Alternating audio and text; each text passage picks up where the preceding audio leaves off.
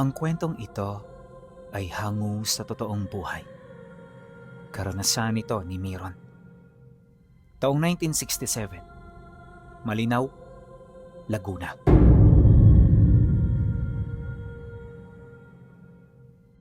Sa kailaliman ng mga kagubatan ng bundok Banahaw, kung saan ang hamog ay tila hininga ng mga anito at ang bulong ng hangin ay may dalang babala, naninirahan si Tandang Miron. Hindi siya ordinaryong matanda. Sa kanyang dibdib, nakasabit ang isang pilak na medalyon at ang kanyang anting-anting na tinatawag na kalasag ng Banahaw. Si Miron ay tinuturing na huling antingero, huling tagapagbantay at ang kaisa-isang katutubong umiiral sa bundok Banahaw na sumasamba sa mga anito at bathala. Hindi siya naghahanap ng ginto. Ang kanyang kayamanan ay kapayapaan ng bundok at ang proteksyong ibinibigay niya sa mga sagradong pook laban sa mga nilalang na nasa panig ng kaliwa. Noong kabataan ni Miron, isa siyang mangingisda sa lugar ng Mauban. Nagkaroon siya ng masayang pamilya, ngunit ang kanyang mga mahal sa buhay ay hindi nagtagal sa piling niya. Isang dagok ang kumuha sa kanyang pamilya at sa gitna ng kawalan ng pag-asa, dinala siya ng kanyang mga paa sa paanan ng Banahaw. Magmula roon, ginabayan siya ng isang diwata hanggang sa marating niya ang kuweba ng Diyos Ama. Sinasabing noon sa kasagsagan niya ng pagdarasal, nakatanggap siya ng pangitain. Isang matandang babae ang nagpakita sa kanya, dala-dala ang bertud ng kalasag ng Banahaw. Hindi lamang ito isang hamak na anting-anting, sa kadahilanang nagbibigay ito sa kanya ng kakayahang makaramdam ng panganib bago pa man ito dumating. Mula noon, naging panata na ni Miron ang pamamanata sa bundok. Kalaunan, itinatag niya ang kanyang bahay malapit sa kristal na batis kung saan parang mga bulaklak na nahuhulog sa tubig ang bawat peraso ng gumamela selis. Mapayapa ang buhay ni Miron sa lugar, malayo sa mga tao at may pagitan sa mga nilalang na nakatira sa bundok ng San Cristobal. Magmula noong nanirahan siya roon, unti-unting nabago ang kanyang buhay. Ang minsang walang direksyon, nagkaroon ng kahulugan dahil sa regalong kanyang natanggap sa bundok. Inakala niya na habang buhay na itong magtatagal, pero hindi pa pala. Dahil sa mabilis na pag-ikot ng mundo, sa pag-unlad ng teknolohiya, may mga taong nangahas na pumasok sa bundok. Hindi sila para mamanata, bagkus nang himasok sila para hanapin ang sinasabi nilang kayamanan ni Yamashita. Nang maramdaman ni Miron ang tungkol dito, kagad siyang tumungo sa kabilang parte ng bundok. Malayo pa lang, naramdaman na niya mula sa ilalim ng lupa ang pagyanig, hindi mula sa bulkan, kundi mula sa mga dalang makinarya ng grupong nanghihimasok sa bundok. Isang grupo ng ilegal na mga ngalap ng sinaunang kayamanan ang kanyang nakita. Paglapit ni Tandang Miron sa mga ito, kagad siyang inutusang tumabi ng mga taong nasa unahang hanay ng grupo. Wika nung isang lalaki, "Hoy tanda! Tumabi ka dyan! Huwag mo kami ritong papakialaman ha!" Ngunit nang marinig ito ni Tandang Miron, sinagot niya ito ng isang matamis at nakakainsultong ngiti habang dahan-dahang hinahawakan ang medalyon na nakasabit sa kanyang leeg. Pelepe Benedicte, Benedictitum eromet, nanames salai, amen. Biglang nagbago ang ihip ng hangin. Ang mga ibon na kanina lang ay umaawit, biglang tumahimik. Ang langit na kanina'y asul, naging kulay abo, at ang hangin na payapa, biglang lumakas ang ihip na tila bang may paparating na malakas na unos. Nang mapansin ito ng grupo, kagad itong napahinto sa kanilang mga ginagawa. At paunti-unti, napatingin ito sa kinaroroonan ni Tandang Miron. Nang mapukaw na niya ang atensyon ng grupo, Dito na siya nagsimulang magwika. Ang kanyang boses ay nag-iba. Hindi na ito boses ng matanda. Ito'y naging malalim na tila galing sa ilalim ng lupa. Hindi nyo ba talaga igagalang ang banal na lupang ito? Nang himasok kayo ng walang pahintulot. Kaya alam ko na nakahanda rin kayo sa mga posibleng mangyari sa inyo. Nang marinig ito ng pinuno ng mga ngalap ng kayamanan, ipinag-utos nito sa kanyang mga tauhan na paputukan si Tandang Miron. Walang sabi-sabi, kagad namang kinalabit ng mga tauhan ito ang gatilyo ng kanilang mga armas. Ngunit sa bawat bala na lumalabas, isang kakatuwang bagay ang nangyari. Ang mga bala ay tila tumatama sa isang hindi nakikitang pader bago pa man umabot sa kinatatayuan ni Tandang Miron. Nang mapansin ito ng mga taong umaasinta sa kanya, nakaramdam ang mga ito ng matinding takot at kawalan ng pag-asa. At sa isang iglap, pinagdudahan na nila ang mga armas na hawak nila. Ilang minuto pa ang lumipas. Nagsimula ng humakbang si Tandang Miron. Sa bawat hakbang niya, ang lupa sa ilalim ng mga taong nang himasok ay nagiging putik na tila humihigop sa kanilang mga paa. Ang mga puno ay tila gumagalaw. Ang mga sanga ay nagiging matutulis na sibat na may mga nakapulupot na baging. Ang bundok ay hindi pangkaraniwan, sapagkat ito ay banal. Isang sambahan. At ang sino mang lumapastanganan sa sambahan ay lalamunin ng katarungan. Nang marinig ito ng pangkat ng mga mangangalap, kagad itong nagkandarapang tumakas. Kung saan-saan sila tumungo, habang kitang-kita nila ang paglamon ng lupa sa lahat ng kagamitang kanilang dala. Inakala nila na maaawa si Tandang Miron sa kanila, pero hindi ito nangyari. Dahil pagkaraan lang ng ilang segundo, umulan ng abo sa lugar kung saan naroon ang mga ito. At sa isang kisap mata, naging parang mga kristal ang mga taong yon. Mabilis na nanigas ang kanilang mga katawan sa puntong ang naigagalaw na lang nila ay ang kanilang mga mata. Nang makita ito ni Tandang Miron, kagad niyang nilapitan ang mga parang kristal na katawan ng mga ito. Walang duda, ang mga taong yon ay buhay pa. Maging siya man nagtataka sa mga nangyari. Hindi niya sukat maisip na ganun kalakas ang kapangyarihan ng kalasag ng banahaw. Wala siyang ideya kung ano ang gagawin sa mga taong yon, kaya nagpasya siya na ilagay ang mga ito sa bunganga ng kuweba kung saan siya namamahay. Kaya niya yun gagawin ay para mabantayan niya ang mga ito habang naghahanap ng lunas para maibalik sila sa kanilang dating anyo. Aminado si Tandang Miron na sumobra ang kanyang galit, kaya hindi niya nakontrol ang kapangyarihan ng pertud. Dumaan ang mga araw. Tila bang nagsilbing palamuti ang mga tao sa bunganga ng kuweba. Isipin ninyo, nasa 20 ang bilang ng mga ito, kaya mula bukana papasok, pawang ang kanilang mga rebulto ang makikita mo. Paglalarawan dito ni Tandang Miron, katulad ito ng isang salamin. Yun nga lang, solido ang pagkakagawa sa kanila at kawangis ng tao ang figura nila.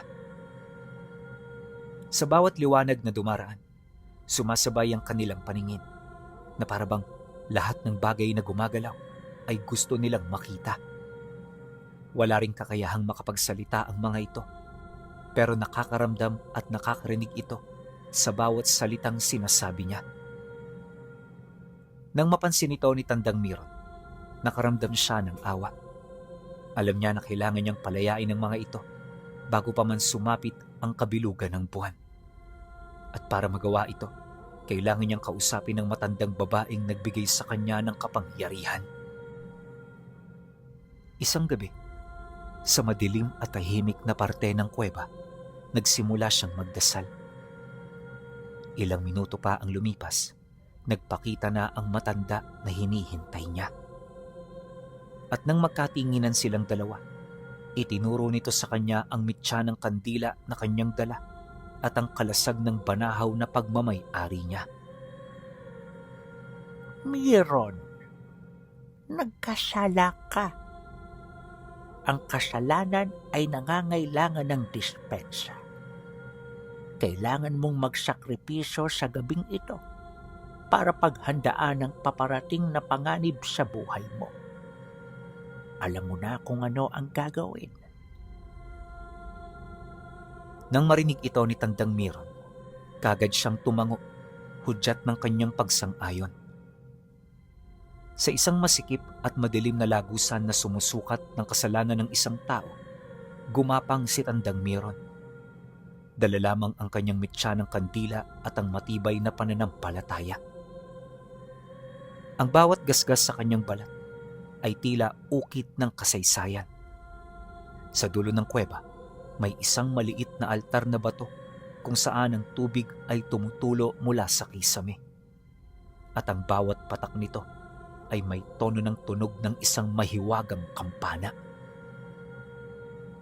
Paglapit dito ni Tandang Miron, inilapag niya ang kanyang bertud sa dahon ng palaspas. Kumuha siya ng isang maliit na bote sa kanyang bulsa kung saan naroon ang langis na niluto niya sa loob ng 7 Biyernes Santo. Pagbukas niya rito, dahan-dahan niya itong ipinahid sa kalasag habang nagdarasal. Ang kapangyarihan ay hindi sa akin, kundi sa lupa na nagbigay nito. Ang bertud ay hindi sandata, kundi pang-unawa. Matapos niya itong banggitin, nakita niya ang isang maliit na puno sa gilid ng altar na biglang nilamon ng gintong apoy. At pagkatapos nito, kumalat sa paligid ang ningas, ngunit nakapagtatakang hindi siya nito napapaso. Maya-maya pa, sa ibabaw ng altar na bato, bumaba ang isang bathala na nasa kaanyuan ng isang batang musmos. Walang ideya si Tandang Miron sa pagkakakilanlan nito, pero alam niya na ang bathalang yon ay ang hari ng elemento ng apoy. Lumuhod ka, Miron. Idikit mo sa lupa ang iyong noo at magdasal ka ng taimtim, sapagkat ang lupang kinatatayuan mo ay isang banal. Nang marinig ito ni Tandang Miron, kaagad siyang napaluhod. Mabilis ding tumulo ang luha sa kanyang mga mata habang pahikbi siyang napapahagulgol sa pag-iyak. Hindi niya sukat akalain na dahil sa ginawa niyang yon, makakaharap niya ang bathalang adlaw. Pagkaraan ng ilang minuto, napansin niya ang pagkasunog ng palaspas kung saan naroon ang kalasag ng banahaw. Pagsipat niya rito, napansin niya ang kakaibang esensya na bumalot sa bertud niya. Walang duda, yon ang basbas ng bathala. Matapos niya itong makita, biglang nawala ang apoy sa paligid. At sa isang kisap mata, bumalik sa normal ang lahat. Alam ni Tandang Miron na nakuha na niya ang basbas na hinihintay niya, kaya naman nagpasya na siya ritong umalis. Pagbalik niya sa bunganga ng kuweba, isa-isa niya nang ipinasok sa loob nito ang mga mangangalap na kanyang isinumpa. Matapos nun, diretso na siyang tumungo sa kanyang tahanan para magpahinga. Ilang araw din siyang naghintay ng mga kasagutan, pero walang dumating para sana matulungan niya ang mga ito. Habang si Tandang Miron ay nag-iisip ng solusyon, may naramdaman siya na bagong panganib. At ang panganib na ito mula sa paparating na mga deboto ng banahaw. Ilang araw ang lumipas, nangyari na nga ang ikinakatakot niya. Nadatnan niya ang mga deboto sa unahang bahagi ng talon, malapit sa mataas nitong bahagi kung saan umaagos ang kristal na tubig. Pagdating niya sa lugar, may mga nakita siyang tao na nag-uusap habang mabilis na pumapasok sa ilalim ng tubig na dumadausdos. Pagsilay niya sa mga ito, kaagad siyang nakaramdam ng kaba Dahil di kalayuan sa lugar na yon, naroon ang pinto na namamagitan sa tahanan ng mga engkanto ng Banahaw. Walang sabi-sabi, kagad siya ritong lumapit at walang pakundangan itong pinaghihila papalabas ng talon. Nagdulot ito ng eskandalo sa hanay ng mga deboto hanggang sa magsikumpulan na ang mga ito sa kanyang harapan. Bakit nyo binubuksan ang pinto na hindi para sa inyo? Nang marinig ng isang lalaki ang kanyang sinabi, bigla naman itong sumagot sa kanya ng, Huwag mo nga kaming tinuturuan kung ano dapat naming gawin. Mga manggagamot din kami katulad mo, tanda. Kaya hindi namin kailangan ng payo mula sa'yo. Mga manggagamot? Bakit? Sapat ba ang kaalaman nyo patungkol sa Banahaw? Kilala nyo ba kung sino ko rito? Matapos niya itong sabihin sa mga kapwa niya kapanalig, lumabas mula sa ilalim ng talon ang isang malaking ahas na kakulay ng puting perlas. Ang laki nito ay kasing lapad ng puno ng nyog at ang pangil nito ay kasing haba ng 2 dangkal na patalim. Paghuni ng ahas, kaagad itong umamba na tutuklawin ng antingerong nakasagutan niya. Ngunit pagtaas niya ng kanyang kamay, biglang huminto ang malaking ahas. At kasabay nito ay ang pagliwanag ng simbolong nakatatak sa kanyang palad. Ang simbolo ng bathalang si Adlaw. Matapos nun, tumigil ang ahas sa pagtangka nitong pag-atake. Magpahinga ka na, kapatid. Hindi kalaban ng mga dayong ito. Sa isang iglap, ang mabangis na nilalang ay naging isang maliit na daloy ng tubig na kaagad na bumalik sa talon. Nang makita ito ng mga antingero, bawat isa sa kanila ay hindi makaimik ni makapagsalita. Nilapitan sila ni Tandang Miron. Hindi niya sila pinagalitan, bagkus binigyan niya sila ng tig-iisang piraso ng puting bato mula sa batis. Ang anting-anting ay hindi para sa taong gustong magpasikat. Ito ay para sa mga taong gustong magsilbi. Ang tunay na himala ay hindi ang pagpapatigil ng bala o pagpapaamo ng ahas. Ang tunay na himala ay paggalang sa lahat ng may buhay. Nang marinig ito ng mga kapatid niya sa paniniwala, kaagad nitong kinuha ang puting bato at nagpasalamat sa kanya. Pagkaraan ng ilang araw, bumalik yung lalaking dinarag niya mula sa pintuan ng mga engkanto. Hindi niya mawari kung anong pakay nito, pero sa kilos nito, mukhang may dala itong mahalagang mensahe para sa kanya. Tomas ang pangalan ko, Tubong San Pablo. Pasensya na ho kayo sa nangyari kahapon ha. Hindi ko to sinasadya. Nadala lang ako sa kagandahan ng talon, kaya hindi ko napigilan ang aking sarili na mangalap ng mga bertud mula roon. At ako naman si Miron. Masaya akong makilala ka, Tomas. Ano ang magandang hangin ang nagdala sa iyo rito sa bahay ko? Nang marinig ito ng antingero, bigla itong tumahimik. Nawala ang saya sa mukha nito na para bang may nangyayaring hindi niya alam. Kahapon pagbaba namin, may nakita kaming grupo ng mga aswang na umaaligid dito. Malayo sila pero ramdam ko na hindi pangkaraniwan ang taglay nilang lakas at kakayahan. Kung hindi ako nagkakamali, mga gabunan sila na nakatira sa San Cristobal. Meron huwata silang pakay sa inyo. At anuman yun, sila lang ang nakakaalam nito. Dahil sa sinabi nito, kagad siyang nagpasalamat. Alam ni Tandang Miron na hindi lang ang mga nilalang ang dahilan kung bakit ito bumisita sa bahay niya, kundi parte ito ng simoy ng kanilang tadhana.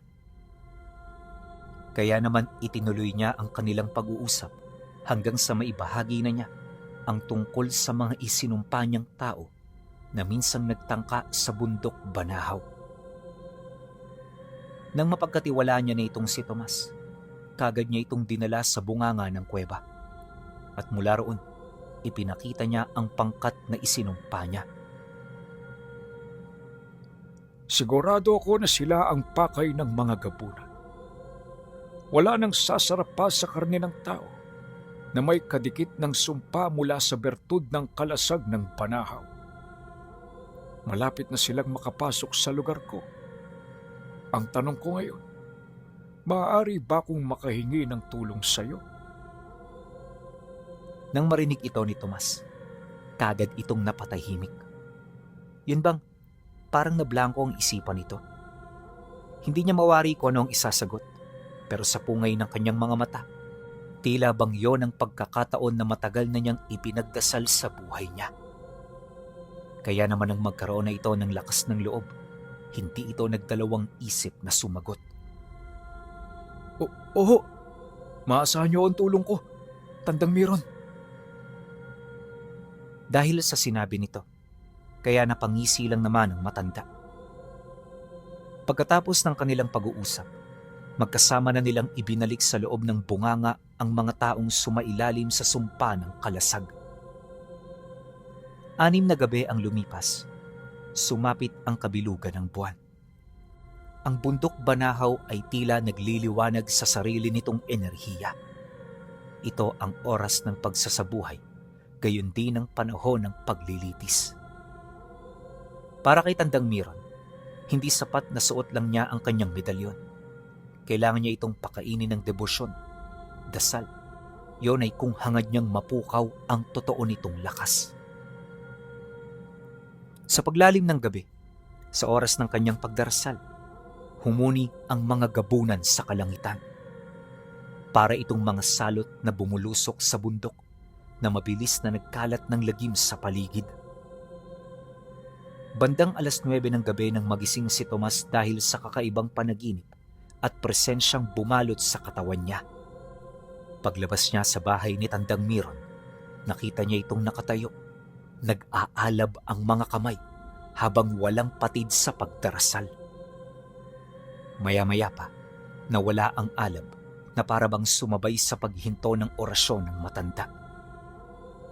Paglingon ni Tandang Miron sa kanya, kagad siya nitong sinenyasan na tutungo na silang dalawa sa bunganga. Naghihintay na sa kanila roon ang mga gabunan, kaya wala na silang oras na dapat sayangin pa. Dagdag pa niya na, hindi makakapasok sa bunganga ng kuweba ang mga nilalang, kaya posible itong humanap ng panibagong madaraanan. Dahil sa kanyang sinabi, kung kaya't kagad namang naghanda si Tomas. Paglabas nito, bit-bit na nito ang kanyang punyal, gayon din ng mga anting-anting na pangkaligtasan. Habang tinatahak nila ang daan, katakot-takot na pagpopoder ang ginawa nito. At pagkaraan lang ng kalahating oras, abot tanaw na nila ang bunganga ng kuweba na nagmistulang napakatahimik at walang panganib. Dinadaya ng mga gabunan ng puso ng tao. Mag-iingat ka, Tomas. Pagpasok natin dito, hindi na magiging normal ang lahat. Nang marinig ito ni Tomas, pakiramdam niya isa siyang baguhan pagdating sa lihim na karunungan. Gayunpaman, pinagkatiwalaan niya si Tandang Miron hanggang sa makarating na sila sa bunganga ng kuweba. At mula roon, gamit ang sulok, pinapasok siya rito ng mag-isa. Bilangin mo ang mga tao sa loob. Siguraduhin mong kumpleto sila at pagmasdan mo ng maigi ang paligid. Siguraduhin mo na wala kang makikitang butas para wala tayong magiging pangamba laban sa kilos ng ating mga bisita. Matapos itong sabihin ni Tandang Miron, umupo ito di kalayuan sa bunganga. Kapansin-pansin ang kaswal nitong kilos, animoy hindi man lang ito nag-alala. At pagkaraan lang ng ilang minuto, tuluyan na ring nakapasok si Tomas. Bit-bit ang isang maliit na sulo. Ilang minuto rin ito roong nagtagal bago ito bumalik dala ang isang magandang balita. Tandang Miron, kumpleto silang lahat. Walang labis, walang kulang. Di pa man ito tapos sa pagsasalita, nakita nito ang mabilis na pagbulusok ng mga gabunan mula sa kalangitan. Inabot ng ilang segundo ang paglagpak ng mga ito bago nito tuluyang masugod si Tandang Miron. Labis itong ikinabahala ni Tomas, pero pagsilay niya sa mga gabunang umaatake, nakita niya na hindi man lang ito nakakalapit sa matanda.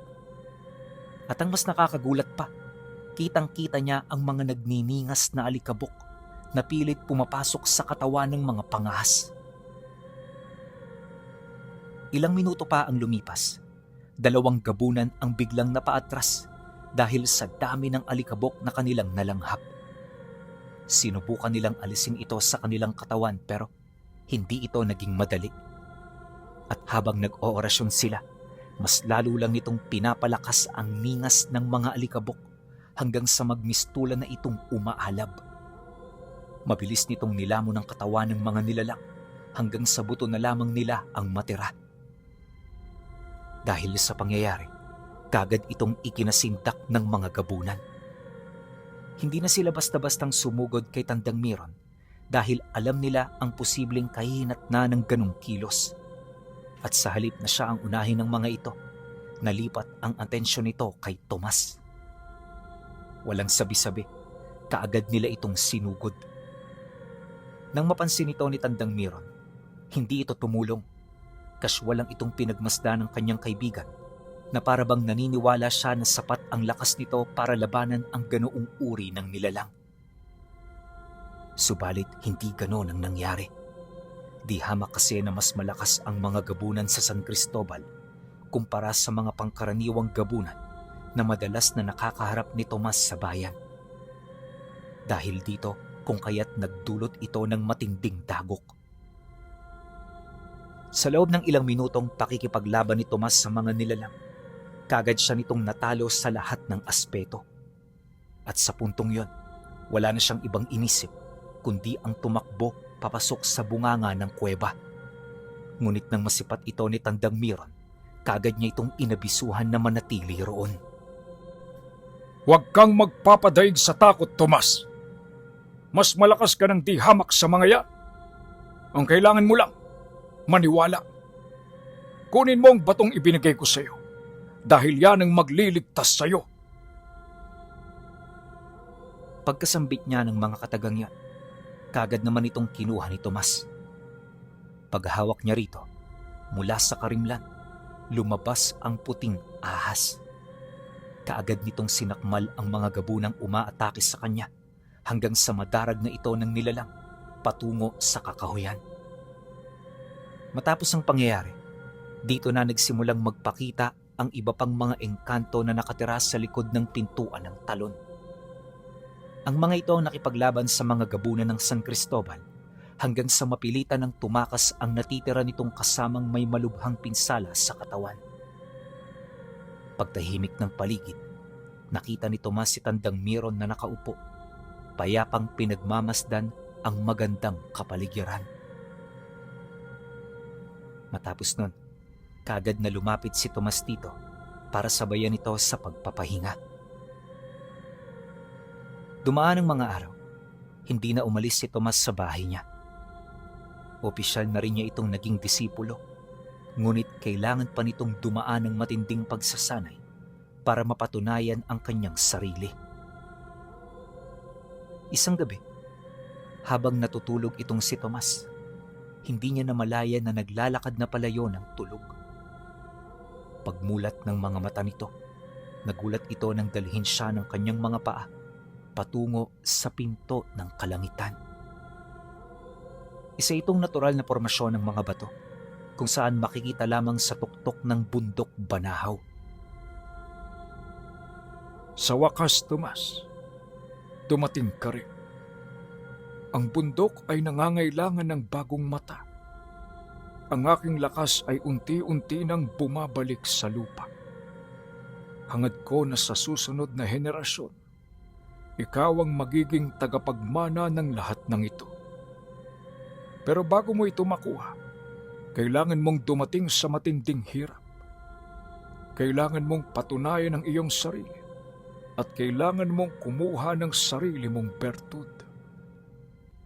Hindi binibigay ang anting-anting ng basta-basta. Ito ay pinaghihirapan. Hanapin mo ang mutya ng tubig sa ilalim ng talo ng Santa Lucia. Gawin mo ito sa kalagitnaan ng gabi. Huwag kang gagamit ng anumang ilaw. Gamitin mo ang iyong pakiramdam, sapagkat ang anting-anting ay hindi nakikita ng mga mata, kundi nakikita ito ng tibok ng puso. Sa gitna ng kadiliman noong mismong gabi, bumaba si Tomas sa bundok patungo sa talon ng Santa Lucia. Nilusong niya ang madilim at malamig na tubig habang pinakikiramdaman ng buong paligid. Maya-maya pa, may napansin siyang kamay na tila bang humihila sa kanyang mga paa. Ito ang mga anito ng tubig na sumusubok sa kanyang katatagan at katapangan. Sa halip na lumaban, hinayaan ni Tomas na malubog nito ang kanyang katawan. Doon, sa pinakamalalim na bahagi, nakita niya ang isang kumikinang na bato. Nang mahawakan niya ito, ang lamig ay naging init na dumaloy sa kanyang buong katawan. Kalaunan, napansin na lamang niya na nakaupo na pala siya sa tabi ng pangpang, hawak-hawak ang mutya ng tubig. Huli na nang malaman niya na 3 araw na pala siyang nawawala.